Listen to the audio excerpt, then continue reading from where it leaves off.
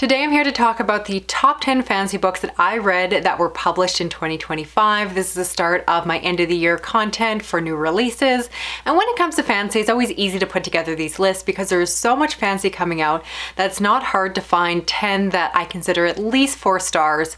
I am going to rank these, but most of these books are quite on par with each other. So on a different day, I could probably rank them a little bit differently, but I'll put them together just so you have something to go through, knowing that I'm going to leave my favorites at the end of the video. So if that all sounds good, let's get started. First, at the number 10 spot, we have The Sower of the Sea by Stefan Aaron, which is the third and final book in the trilogy that I've been following for years. This is a piece of fiction and fantasy inspired by historical Mongolian culture, very much making nods to Genghis Khan and the legacy that he made. And so as someone who's always been fascinated by this culture, it really was enjoyable to read through this fictional work. And I have read various other nonfiction pieces on this man, and again, the legacy, the culture that comes afterwards, which is largely what is the focus of these stories. These are all just really enjoyable. I love the world building, the characters, and so forth. And so again, if you've read the earlier books, definitely recommend seeing the series through. The consistency is definitely there. And I love that you get more depth, more background, and more world building in the later books like this one.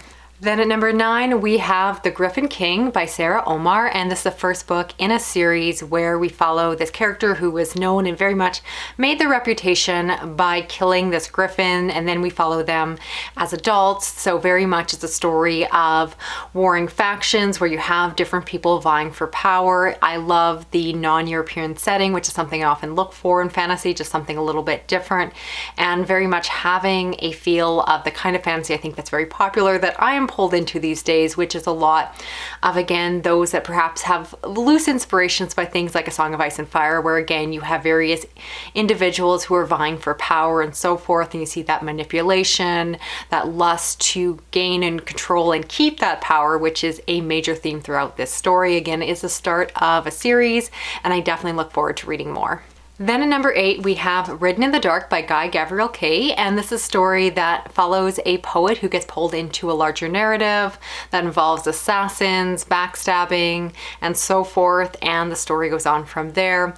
This, I think, is one of the most accessible places to start with this author's work. I've really enjoyed his writing before. His stories, in my mind, tend to be more traditional, which, as I mentioned, are not normally to my taste, but there's something about, again, his prose, the way he puts together stories that is so well done that it makes someone like me who often says they're looking for something fresh and different to really appreciate going back to something that is more classical in terms of the plotting, the tropes, and so forth. But when it's done so masterfully well, I can't help but appreciate and really understand why people love the genre so much, and again, love its more traditional roots. So I do recommend this author. I do think this is a great place to start, and while it's not my personal favorite of his work, again, it is just a really immersive story that, again, I think is one of his more commercial pieces, easy to put in a lot of readers' hands. Then at number 7, we have The Raven Scholar by Antonia Hodgins, and this is one where we follow a group of individuals that are competing to become the next ruler of the land. However, something goes wrong, and this is all in the basic setup and synopsis. They are killed, and so the story primarily is focused on this scholar who is tasked with finding out who is the murderer among this group. This is a story filled with political intrigue, again, a story that very much centers around the lust for power, and so it's a lot of questions about who can you trust, who is lying, who has secrets, which is something I really get pulled into. I think it has a great balance of plot and pacing, good characters, and again, it is a chunky book, but in my mind, because of the topping and the way it's handled, it's a narrative you will fly through, and was just a really easy read, and again, one that I think will have a lot of mass appeal among those that love this genre. Then at number 6, we have Crossroads of Raven, which is the Witcher prequel that came out in English this year, and I'm actually surprised it is as low down on this list, and it's not that I didn't enjoy it, but rather, again, that it was such a good year for me for fantasy that there are other books I enjoyed a touch more. I think largely with this one, again, I loved returning back to the world of The Witcher, getting to see Geralt's backstory, because this one is set right after he becomes a Witcher, so we see a much younger, greener version of Geralt as we know. This one is great for those especially that are attached to Geralt, since he is much more the main focus of the story, which is not necessarily the case in the wider Witcher narrative of the original series of books.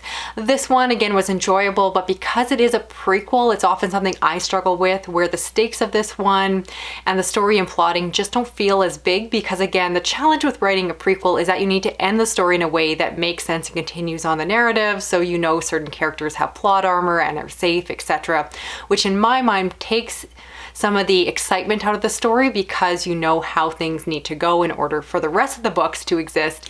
And so I do think that it limits the writing in a way that, again, makes it a good book, an enjoyable one. Am I glad I read it? Absolutely. I'm putting it on my favorites list, but I'm just justifying why it's not personally higher on mine. Then breaking into the number 5 spot, we have Breath of the Dragon by Shannon Lee and Fonda Lee, and this is a co-written book that I believe is technically shelved as young adult, but trust me, I think it has a lot of cross appeal and avoids a lot of the YA tropes that normally turn me off of books written for that age category. This one follows a young martial artist who is very enthusiastic. He wants to compete and become the best. However, his father does not necessarily agree with that, and as often goes in these kind of books, because of that disagreement, the boy decides to take matters into his own hands, and the story goes on from there. Now, this one is clearly a love letter to the classic martial art films and so forth, and that is very much apparent in the book. If you're familiar with the Greenbone Saga and other books that Fonda Lee has written, she often has martial arts as a major component of her stories with that close combat, and I think it's really well done here. I often say I'm not someone who typically gets that interested or excited by combat scenes in stories. They're not necessarily something that I'm really looking for in my books, but hers are so well done. They are so well described that, again, I just can't help but picture what's happening, being excited, worried, and really, again, imagining it as if it is happening in a cinematic way in front of my eyes. So highly recommend this to anyone who loves martial arts, those films, and just loves a little action-packed story. Again, despite the categorization, I do think that any adult who is okay with a story that technically has younger characters is going to be pleased with this one. It definitely has that all ages appeal that I was looking for. Then at number 4, we have The Serpent Called Mercy by Roanne Lau, and this is one that follows a young girl or young woman who is in poverty. She's on the streets, and so her and her friend decide to go and compete in these arena competitions in order to hopefully move up in society, win some money, and so forth. And so this is another story actually very similar to the last one. If you're interested in that one, I do recommend this one as well, where you have a story that is very much centralized around close combat fighting, and again, done in a way that appeals to people like me who don't normally go out of their way to look for those kind of stories, but maybe I should, because I'm finding that there are some that are very well done, very well described, that are exciting and fun and so forth. I am a sucker for the kind of stories that involve a character who is the underdog, down on their luck, scrapping and fighting for a place in society, that are coming from nothing.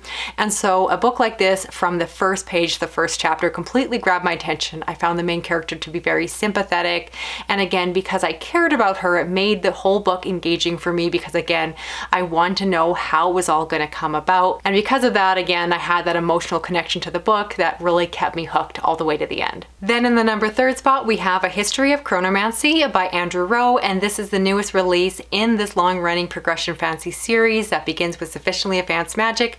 I've been talking about the series on and off throughout the year, so I'll keep it brief. In the first book, we follow a young man who is going off to this magic school. He's trying to get an attunement or magical powers and abilities and skills so he can look for his lost brother. And then this book takes place many years after, as the story is progressing. Years have gone by in school and so forth. It is a series that I loved the beginning, and I'll be honest, my interest in the series was starting to wane in some of the middle books, to the point that I was getting the decision I didn't think I'd actually continue on, but I had the ability to pick up this one, and I did take advantage of that, and I'm so glad I did, because this one hooked me completely back in. It plays around with time, as the title suggests, in a really fun way. And again, it just made me fall in love with the series all over again. I'm now dying for the next book, and I'm really glad that the author just kicked it up a notch and is keeping this story exciting with lots of progression, movement on the page, and I just want more of this series all over again. As I record this video, I'm really anxious just to do a reread of this book because it was so much fun. At the number 2 spot, we have Red City by Marie Lu. This is a book that completely surprised me, and I'm even just shocked how high it is up on this video. But the fact is, I had a great time with it. It is the story that follows this young, poor woman who gets the ability to become the apprentice of someone and learn the hidden secrets of alchemy. And so it is a story that is very much that magic school type setting where you have a student learning about the magic, and so it's slowly exposed to the reader, something I'm always enjoy those kind of stories.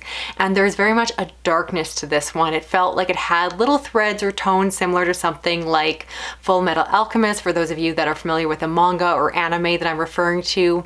And while this is very much its own, it again just completely pulled me in. So needless to say, if you're someone who loves a dark school-like setting within a story, this is definitely one you want to check out. And finally, at the #1 spot, we have Catabasis or Catabasis. I never know how I'm saying it. I'm always saying it wrong, and that of course is by R.F. Kuang, one of my favorite fantasy authors. I know she is very hit or miss with some readers, but for me, she is pretty much always a win, and that was very much the case here with this one.